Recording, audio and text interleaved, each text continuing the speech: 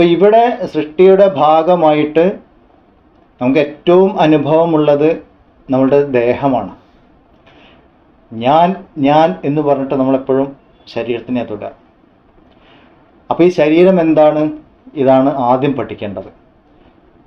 അപ്പോൾ ആദ്യം തന്നെ നമ്മൾ കണ്ടു, ഈ ശരീരം അന്നത്തിൽ നിന്നുണ്ടായി, അന്നത്തിൽ നിലനിന്നു, അന്നത്തിലേക്ക് ലയിക്കുന്നു. ഇതെപ്പോഴും അന്നം തന്നെയാണ്, അന്നരസമയമാണ് എന്ന് പറഞ്ഞു.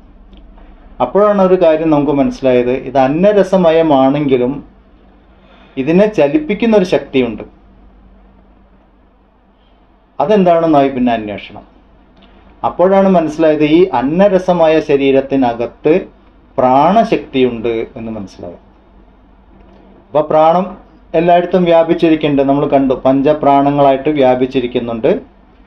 5 പ്രാണന്റെ ഫങ്ഷൻസ് എന്തൊക്കെയാണ് നമ്മൾ കണ്ടു. ഇതൊക്കെ കഴിഞ്ഞ ക്ലാസ്സിൽ കണ്ടു. അപ്പം അങ്ങനെ ഈ പ്രാണശക്തി ഇല്ലെങ്കിൽ ശരീരം ഇല്ല. അപ്പം ശരീരത്തിന്, ഈ അന്നമയ കോശത്തിനെ നമ്മൾ ശരീരമായിട്ട് വിചാരിക്കുകയാണെങ്കിൽ പ്രാണശക്തിയെ ആത്മാവായിട്ട് പറയണം.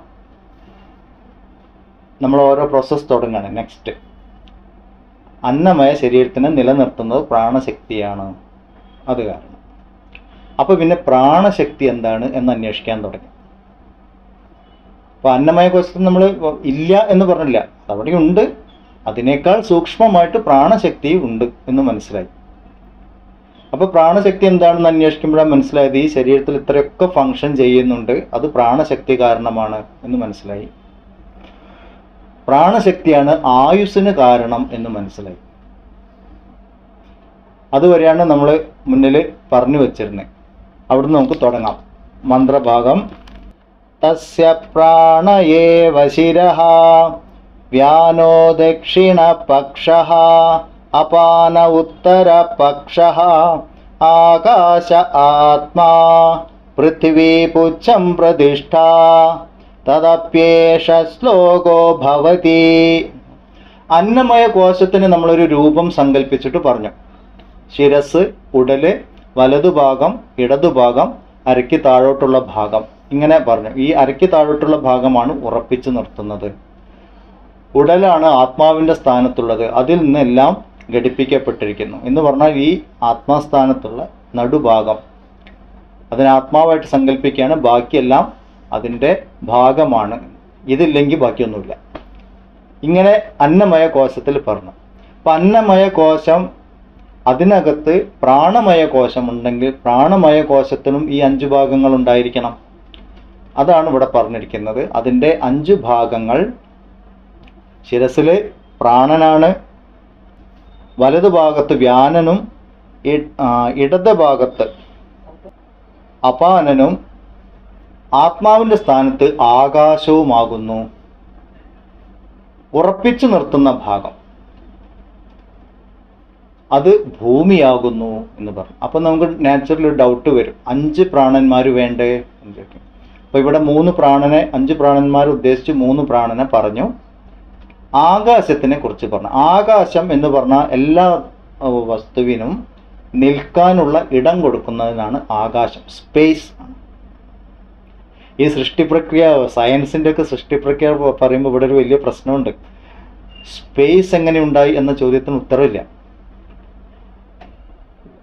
ബാക്കിയെല്ലാം ഉണ്ടായി, ബിഗ് ബാങ് തിയറി ഇതൊക്കെ പറയുന്നുണ്ട്. പക്ഷെ സ്പേസ് എവിടെ നിന്നുണ്ടായി? ആകാശം, അത് വേണമല്ലോ. അതെവിടെ നിന്നുണ്ടായി എന്ന് ചോദിക്കണമെങ്കിൽ നമ്മൾ ഇതിലേക്ക് വരണം. സയൻസിന് തന്നെ നമ്മളുടെ ജാഗ്രത അവസ്ഥയുള്ള ലോകത്തിനെ കുറിച്ചാണ് അന്വേഷിക്കുന്നത് തന്നെ. അത് മുഴുവനായിട്ടില്ലല്ലോ. നമ്മളുടെ ജീവൻ്റെ അനുഭവം എന്ന് പറഞ്ഞാൽ 3 തലത്തിലാണ്.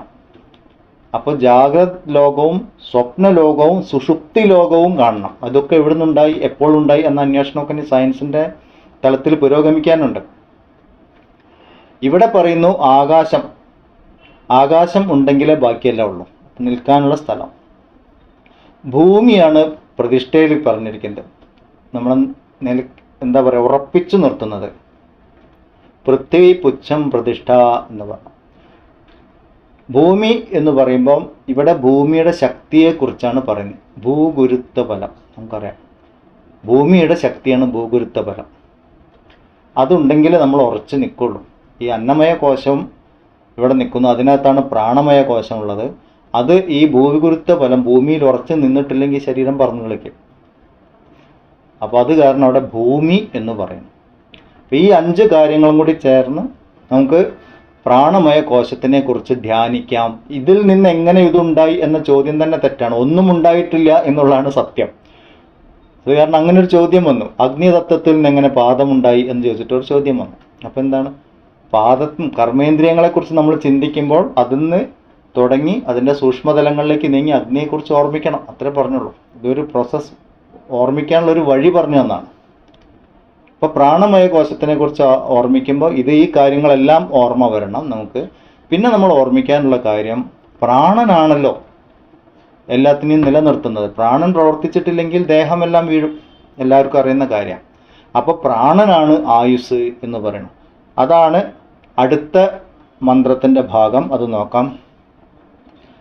പ്രാണം ദേവാനുപ്രാണന്തി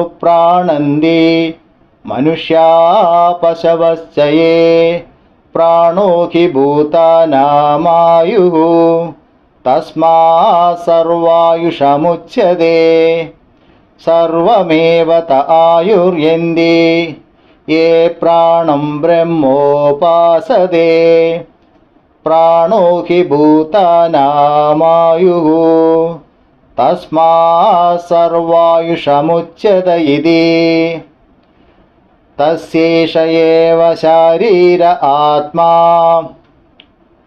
യപൂർവസ്യ തസ്മാദ്വായേതസ്മാത് പ്രാണമയാത്. ഇതുവരെ നമുക്ക് നോക്കാം.